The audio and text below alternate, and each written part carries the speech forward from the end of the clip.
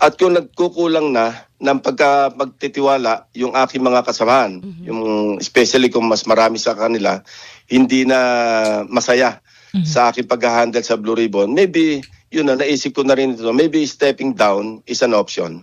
Aha. Sir, kino-consider niyo po yan?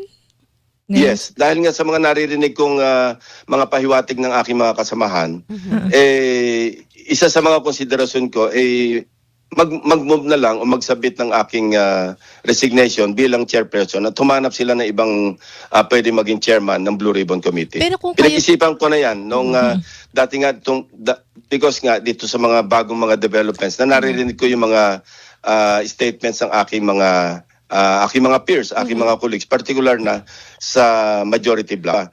Ang tingin nila, bakit ang pinupuntirya, rightly or wrongly, at sasabihin ko, false yung narrative na nasusundan, na pinupuntirya ko lang yung aking mga kasamahan at iniiwas ko doon sa sinasabing mismo mga arkitekto ng lahat ng ito na sina dating Speaker Romualdez at dating Congressman Saldico.